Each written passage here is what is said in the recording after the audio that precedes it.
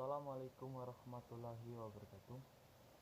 Oke, kembali lagi bersama saya Persib Wijaya. Di sini saya akan menjelaskan tentang soal UTS dari mata kuliah aplikasi pemrograman visual. Sebelumnya, saya telah membuat PowerPoint untuk membahas masalah ini. Di sini saya akan menjelaskan 3 soal. Langsung saja pembahasan soalnya. Soal pertama, pemrograman konvensional dan pemrograman visual. Terdapat 3 isi pembahasan saya. Yang pertama, pengertiannya. Yang kedua, contoh bahasa pemrogramannya. Yang ketiga, perbedaan dari keduanya. Soal kedua, jelaskan algoritma. Yang pertama, algoritma dari deskriptif.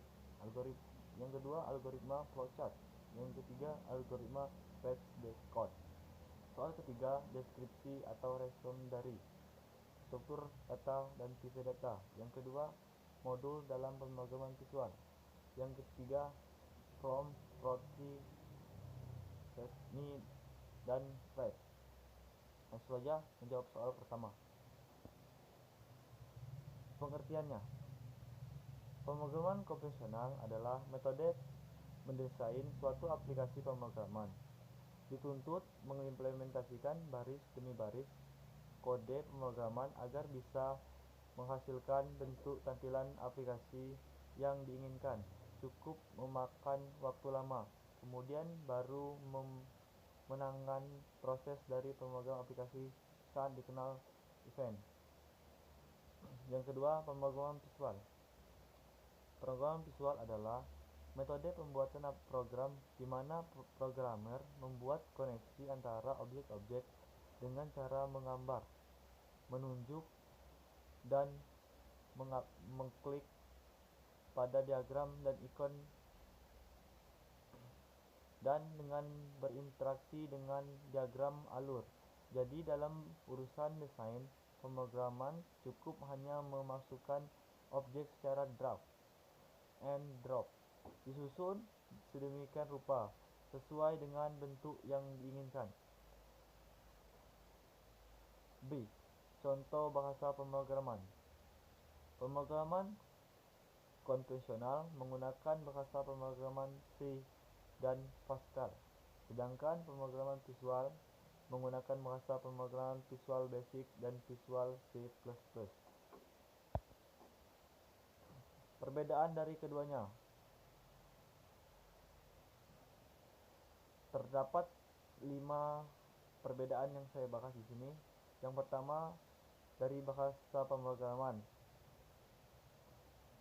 Bahasa konvensional menggunakan Java TurboForge, sedangkan pemrograman visual menggunakan bahasa Visual C++ Visual Prolog.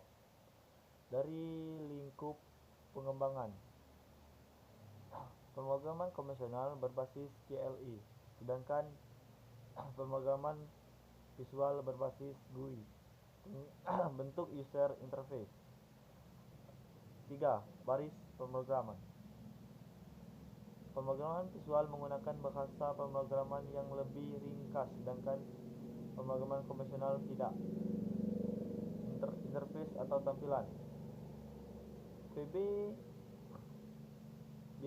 bisa mendukung multitasking dalam suatu waktu, sedangkan pemrograman konvensional membutuhkan pemrograman tambahan. Yang kelima, proses. Pemrograman konvensional lebih banyak memakan memori komputer, sedangkan pemrograman visual tidak. Lanjut soal nomor 2. Jelaskan algoritma. Yang pertama, algoritma deskriptif. Notasi dengan menggunakan kalimat deskriptif disebut juga notasi alami. Notasi algoritma deskriptif dilakukan dengan cara melukiskan interaksi yang mesti dilakukan dalam bentuk uraian kalimat deskriptif dengan menggunakan bahasa yang jelas. B. Flowchart. Flowchart merupakan penulisan algoritma dengan menggunakan notasi grafis. Flowchart adalah bagian yang memperlihatkan tahap dari suatu pemrograman dan hubungan antara proses beserta penyataan. Ilustrasi ini dinyatakan dalam simbol. Setiap simbol mempunyai makna tertentu untuk proses tertentu. Simbol-simbol flowchart yang umumnya digunakan adalah simbol-simbol flowchart standar yang dikeluarkan oleh ANSI dan ISO. C. Procodecode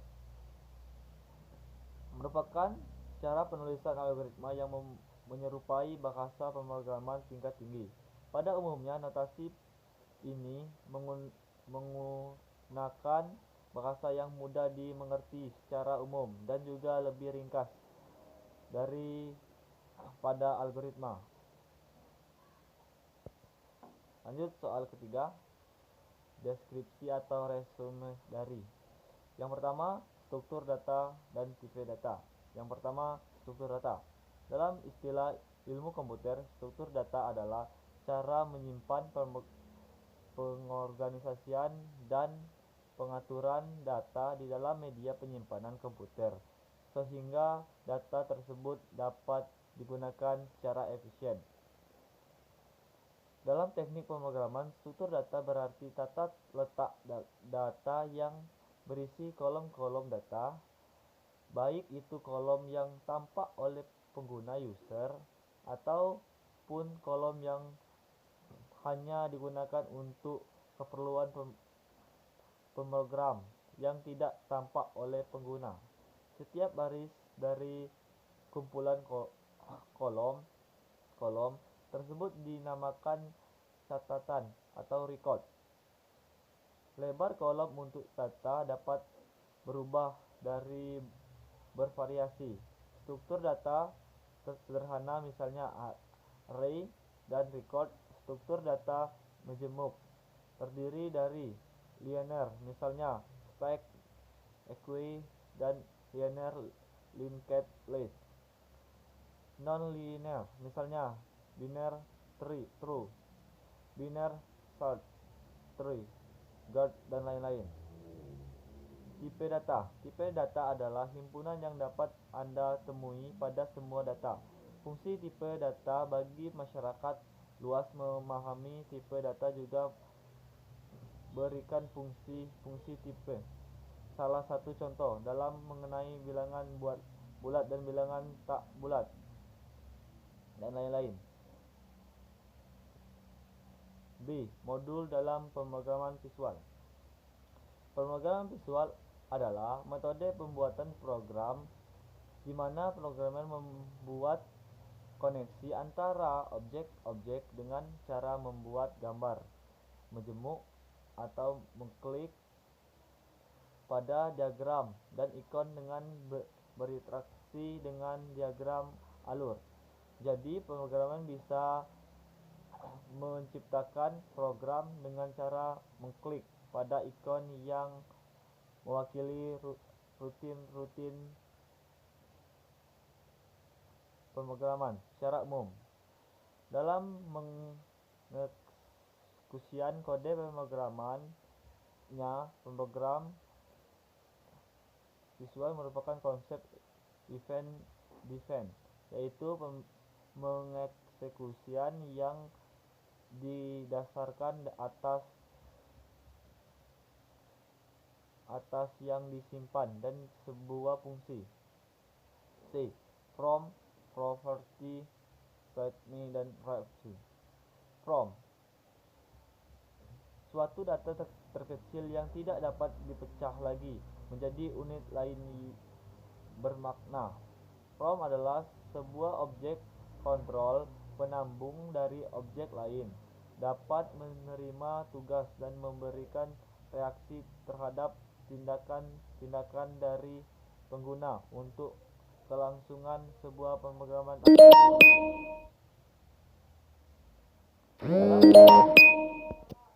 Dalam from, terdapat objek-objek yang dapat ditambahkan, bisa berupa toolbar, menu bar, dan program.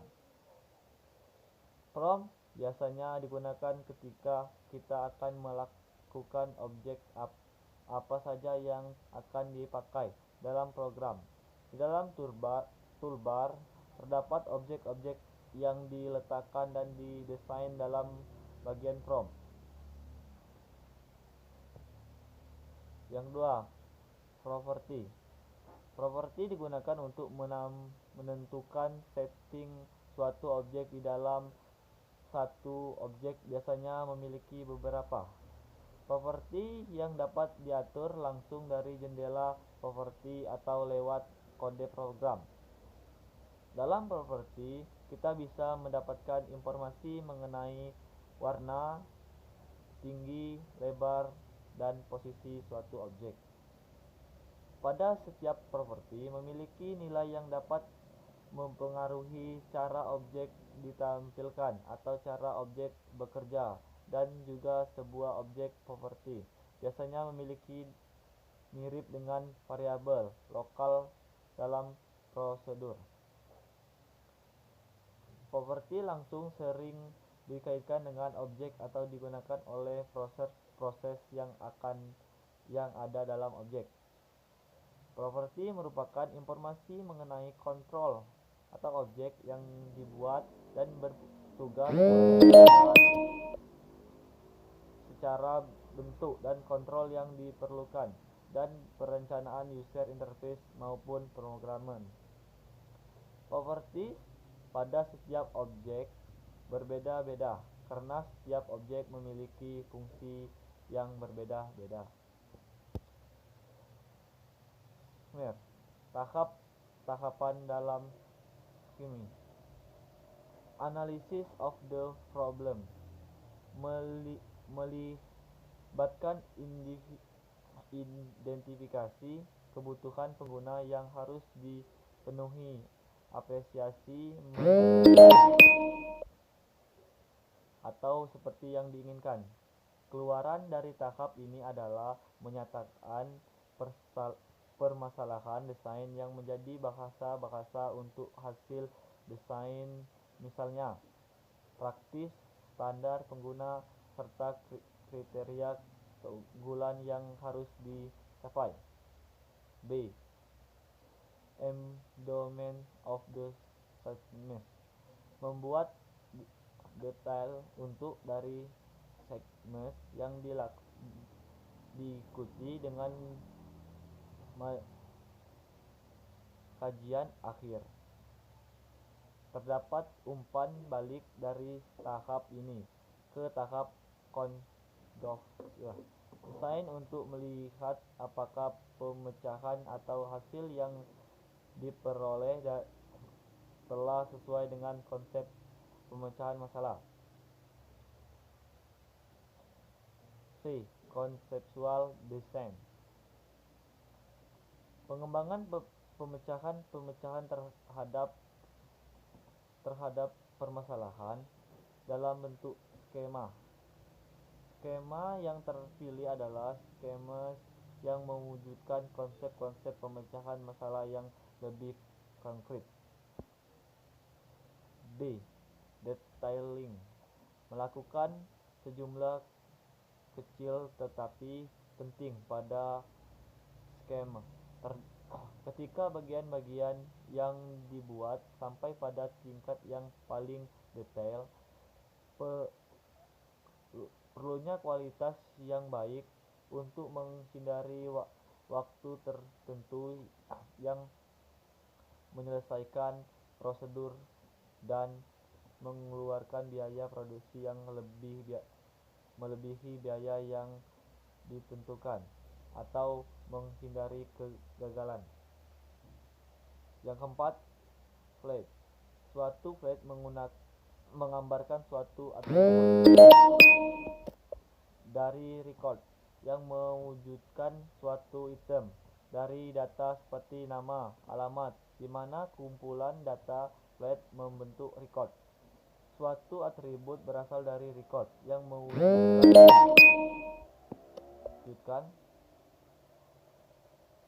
atau menampilkan suatu item yang berasal dari data seperti nama, alamat, dan lain sebagainya.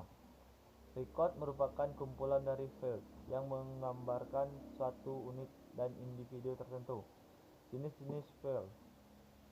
File name. File nama wajib diberi nama untuk membedakan file yang satu dengan yang lain. File representation. Jenis file karakter, teks, tanggal, angka, lebih file ruang maksimum yang bisa diisi bersama dengan karakter data. File values. Ini yang berasal dari file untuk tiap-tiap record. Terima kasih. Akhirul kalam. Wassalamualaikum warahmatullahi wabarakatuh.